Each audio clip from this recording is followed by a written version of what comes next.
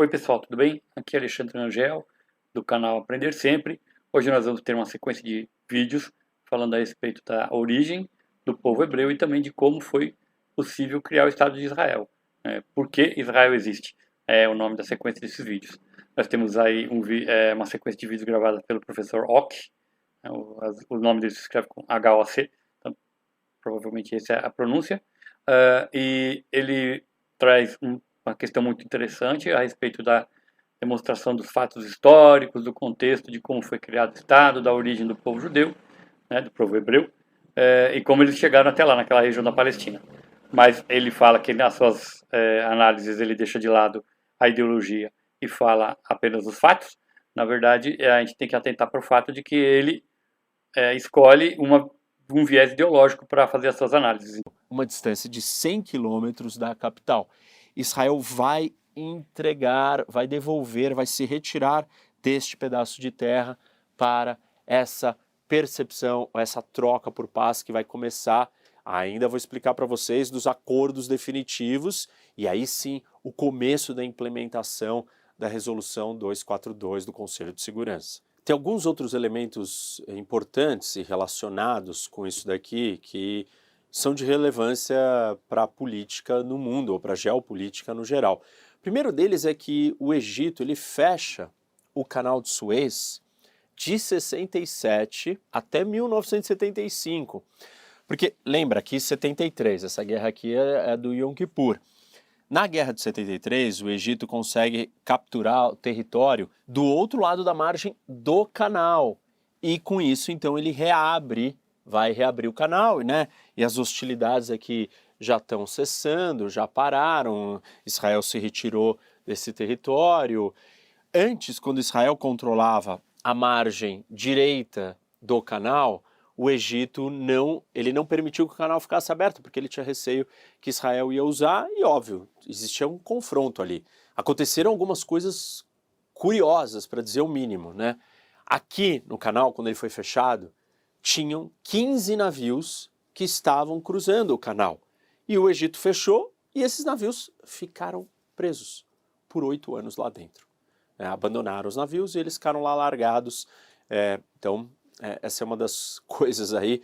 Eu tenho um vídeo aqui no canal só sobre o canal de Suez, é um dos maiores vídeos do canal, assistam, a geopolítica do canal de Suez. Outra coisa que acontece depois dessa guerra, né, da guerra de 73, da guerra do Yom Kippur, é o embargo de petróleo. E esse embargo são os países árabes parando de vender petróleo para os Estados Unidos. O preço do barril do petróleo quadriplica e transforma o mercado de energia de petróleo no mundo inteiro. Esse é um dos grandes episódios. Muita gente também está comparando uma das possíveis consequências da guerra atual do Hamas contra Israel, do ataque do dia 7 de outubro de 2023, com a guerra do Yom Kippur. Primeiro porque foi um ataque surpresa, depois porque muitos israelenses morreram. Uma das possíveis consequências, né, a analogia ou a comparação fala de um problema na questão energética, se o Irã entrar na guerra e assim por diante. Mas o ataque do Hamas de 2023, ele está ligado com essa data, exatamente na comemoração, no aniversário de 50 anos da guerra, porque ela se inicia no dia 6 de outubro de 73, e aí no dia 7 de outubro de 2023, 50 anos depois, o Hamas faz o maior atentado da história de Israel. Aquela realidade do terra por paz, ela vai mudar em 1979 com o primeiro acordo de paz entre um país árabe e Israel. Esse acordo é entre o Egito e Israel. Na verdade, isso começa em 77, quando Sadat, presidente do Egito, vai visitar Israel. E aí depois, no ano seguinte, 78, nós temos o Camp David, no qual Menahem e o Sadat sentam para negociar um acordo de paz mediado pelo Carter nos Estados Unidos. E aí então, em 79, é assinado o acordo. E seguindo aquela lógica da resolução após a Guerra dos 6 Dias em 1967. E aí o acordo é o seguinte, Israel vai devolver a terra. Qual terra? A península do Sinai, que estava ocupada. E aí o acordo tem que ter aqueles elementos que eu comentei com vocês. A paz e o reconhecimento de Israel e a questão da segurança de Israel, a segurança da sua fronteira.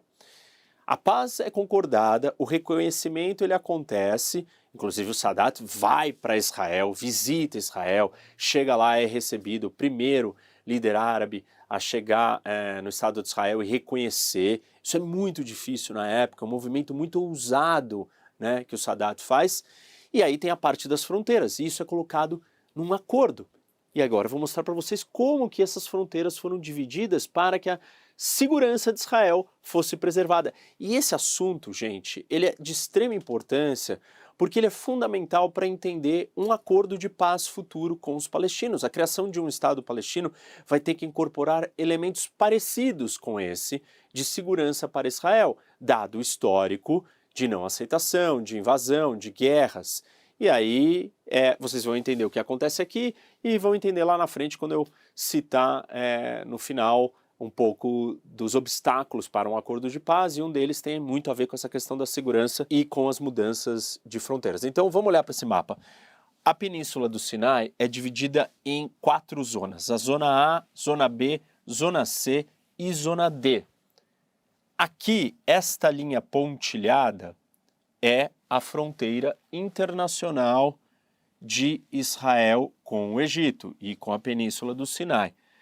Percebam que, colado à fronteira internacional, na Zona D, essa faixa aqui em roxo, você tem a possibilidade, a autorização dos israelenses manterem infantarias do exército, divisões, batalhões de infantaria aqui direto na fronteira, colado na fronteira. Ou seja, isso é um acordo de paz assinado pelo Egito, entendendo que Israel se sente insegura, dado o que aconteceu na história, e ele aceita que Israel tenha o seu exército colocado na fronteira, batalhões de infantaria colocados aqui na fronteira, colados na fronteira. Vamos então para a próxima zona, que é a Zona C, essa aqui mais escura, avermelhada. Nessa zona, o que o Egito não pode fazer? Ele não pode ter soldados aqui. Não pode, seu exército não pode estar perto da fronteira, pela questão da segurança. Quem pode estar aqui? O Egito pode ter polícia, e além da polícia, você tem uma força internacional, uma missão de paz da ONU, de observadores que fiscalizam toda essa área. Hoje são mais de 1.000 soldados da ONU, de vários países do mundo, Colômbia, alguns americanos, Fiji, Ilhas Fiji, estão aqui. Então mais de 1.000 soldados ficam patrulhando. Inclusive, recentemente, nos últimos anos, esses postos da ONU aqui nessa Zona C correram risco, sofreram ataques da presença do Estado Islâmico dentro do Sinai. Bom, e aí então vamos para a Zona B. O que o Egito pode fazer na Zona B?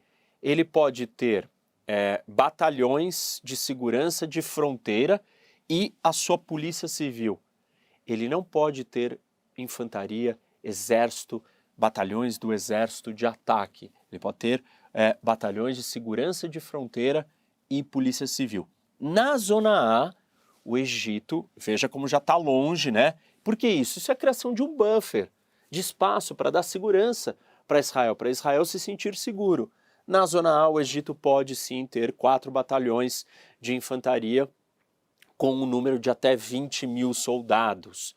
Tudo isso faz parte do acordo, está assinado, e essa é a demonstração do Egito de que quer a paz, não tem intenção de atacar. Se não tem intenção de atacar, ele não precisa ter exércitos aqui na fronteira, e está tudo bem. E ele aceitou, em troca disso, ele conquistou a paz, reconheceu Israel, e está aí. Esse é o primeiro grande acordo, seguindo os parâmetros e princípios daquela resolução A242, depois da Guerra de 67, da Guerra dos 6 Dias. E aí eu volto naquele ponto, que normalmente tem aquela acusação. Israel ocupou terras ilegais e não quer devolver. Não, Israel está disposta a devolver, como foi demonstrado aqui nesse exemplo, e vai ser demonstrado em outros, a partir do momento que o outro lado esteja disposto a reconhecer e entender a sua insegurança e a garantia da sua segurança na fronteira. É importante falar para vocês que o Menahem e o Sadat, eles ganharam o Prêmio Nobel da Paz por essa iniciativa. E, na verdade, assim, é muito bonito de ver, né? Tem uma emoção, você assiste as imagens, o Sadat chegando em Israel, essa união, é muito legal. Infelizmente, como sempre acontece, os extremistas vão se vingar e vão tentar destruir esse acordo. E em 81, o Sadat é morto por um radical egípcio que assassina ele, obviamente porque ele fez um acordo com Israel. Bom, então, para ficar claro aqui, desfecho, essa é a divisão hoje, nos dias de hoje, atualmente, esse acordo está válido, é vigente, essas regras são cumpridas, o Egito tem essas regras de como ele pode ocupar esse território com forças militares. Tudo isso daqui é um mecanismo que mantém a paz entre o maior, não é qualquer país, o Egito é o maior país árabe de todos. Deixa eu fazer um resumo para vocês do que eu expliquei até agora. Eu falei das principais guerras entre países, entre os países árabes e Israel. Guerras entre estados, formais, grandes. Guerra da Independência, em 48, a Guerra dos 6 Dias, em 67, e a Guerra do Yom Kippur, em 73. Além disso, eu trouxe o primeiro e talvez um dos mais importantes acordos de paz de Israel com o maior país árabe de todos, que é o Egito. Ainda falta eu explicar para vocês os outros acordos de paz e todos os outros conflitos que não envolvem mais estados formais, países diretamente, mas sim organizações, grande parte delas palestinas, outras não. Algumas delas às vezes estão em outros países, como no Líbano, outras vezes estão nos territórios palestinos. E aí eu vou falar das intifadas, eu vou falar da questão com o Líbano, vou falar das organizações terroristas, Hamas, Hezbollah, Jihad Islâmica Palestina e assim por diante. Mas tudo isso vai ficar para o terceiro vídeo, então agora a gente encerra esse daqui. Esse é um período de formação, consolidação do Estado de Israel. Daqui para frente a gente não tem ameaças existenciais. Você tem tumulto, conflitos internos, você tem consolidação da paz, melhoria de situações com outros países, que vai ficar claro no próximo vídeo. E essa transição, talvez ela vai acabando ou diminuindo até se encerrar, não numa totalidade, mas quase que numa totalidade, o conflito árabe-israelense. E vai ganhando mais força e vai sobrando o conflito palestino-israelense. Mas isso tudo eu vou explicar mais no detalhe no próximo vídeo. Espero que vocês tenham gostado. Dá like, compartilha, muito importante você indicar esse vídeo para outras pessoas. E não esquecer de assistir os vídeos que eu recomendei aqui.